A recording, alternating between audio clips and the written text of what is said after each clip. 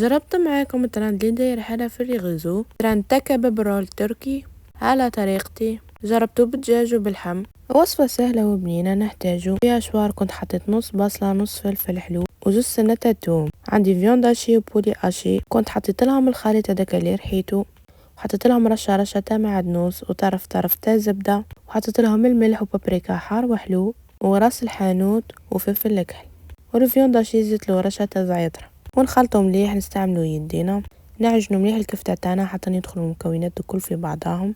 الزبدة تكون بحرارة الغرفة باش تذوبلنا في الخليط، ونجيبو خبز تورتيلا تكون نوعية ملاحة باش ما يتقطعش معانا، وندهنو يدينا بشوية زيت، ونوزعو الخبز تاعنا حتى الأطراف.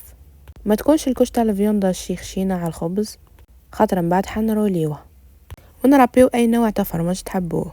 انا درت لي غريير وما كترتش باش ما يتبدلش الجوت اللحم. ونبداو نروليو ونزيرو باش ما تتحلناش من بعد الكعبه.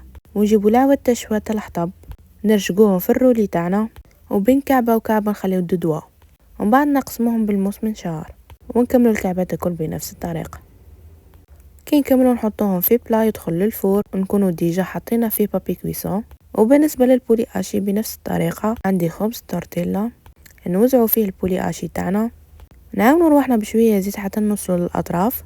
كي نكملوا بنفس الطريقه نربيو لها فرماج، ونروليوها ونقسموها ونحطوها في البروشات، ونروحوا نحضروا التحميره تاعنا. نحتاجو مغرف صغيره تاع طماطم كونسيرف، مغرف صغيره تاع هريسه اختياريه، نزيدوا لها شويه تاع زيت وشويه تاع ماء ونحلاها غير بالبانسو. ونروح ندهن الكعبه تاعي، ندهنهم مليح من الفوق والتحت باش كي يطيبوا ياخذوا لي هذيك التحميره.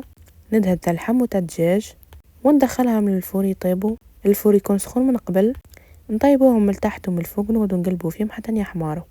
انا كنت حمرتهم بزايد ونقدموهم. وهذه هي الوصفه اليوم. كان عجبتكم ديروا لي جيم واشتركوا في قناتي. كان جربتوا الوصفه حطوا لي رايكم في لي كومنتير، وانا اللي عجبتكم اكثر اللحم ولا الدجاج. بالصحه والهنا، سلام.